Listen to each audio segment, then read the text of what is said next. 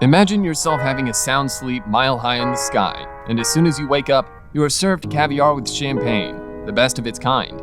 This luxury is unmatched, and this is the luxury offered to you as you fly in your privately owned jet. But wait a second, how much would this dream cost you? Hello, and welcome to The Luxury Legend, your ultimate guide to the luxuries of multi-millionaires. And for today's motivational boost, we will reveal the real cost of owning a private jet. Don't forget to subscribe and hit that thumbs up before we begin. Let's buckle up, because we are about to take off our expensive flight in style. From the dawn of the Learjet epoch to the modern-day long-ranging jets that features bigger cabins as it spews luxury, the wealthiest people in the world enjoy the unparalleled freedom and treats offered by private travel. For such an intriguing and hyped realm, there are a lot of misconceptions related to the finances required to owning it. With this in mind, let's dive into what traveling and owning one of these flying time machines really costs you and why they are such a big deal. Cost. To begin with, the VLJ, or very light jets, have become an entry-level category of private jet marketplace. But to their disadvantage, they have slower speeds and a limited load capacity, which makes them less favorable in the eyes of the rich. The initial cost of a private jet is dependent on various factors. For instance, the aircraft model and make, size, range, and capacity. So, the price tag on a light jet that can accommodate up to 9 passengers can be around $2 million and can amp up to a whopping $300 million for a more powerful jet that can accommodate around 75 guests with luxury-intensive interior. But purchasing a jet is not the real money drainer. It's what comes with it that makes us question that how can even a millionaire afford such a treat?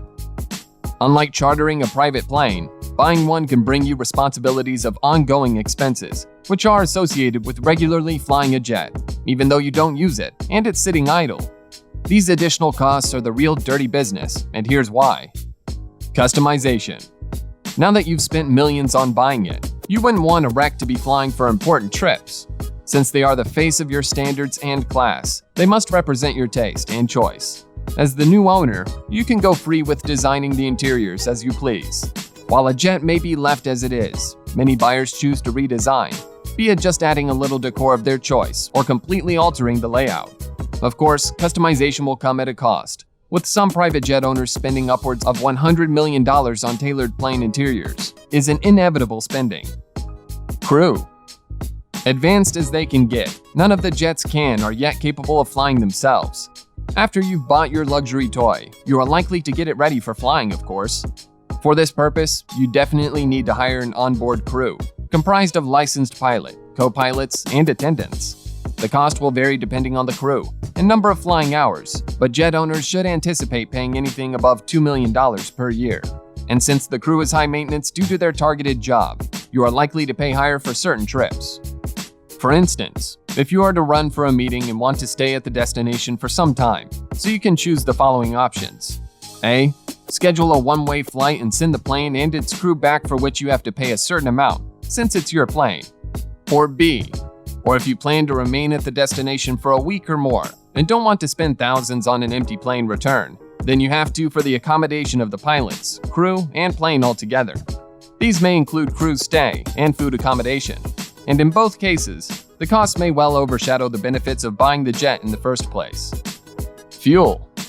The most essential commodity for keeping your journey smooth and your jet afloat is fuel.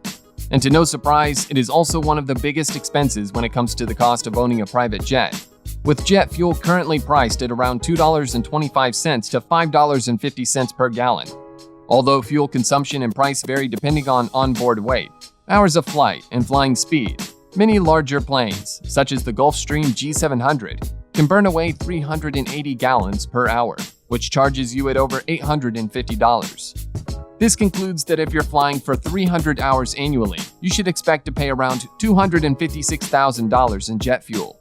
Well, we told you these extravagances don't come easy on pockets. Hangar fees. And since you've spent a lot on the maintenance and crew, you wouldn't want to let your jet be left to rust and rot. Unless you have space in the garage, these jets need to be stored carefully when not in use, and you'll have to rent or buy a space in an airport hangar. Depending on the hangar location, renting a private hangar will be around $3,000 to $6,000 per month and around $81,000 per annum. Maintenance and insurance.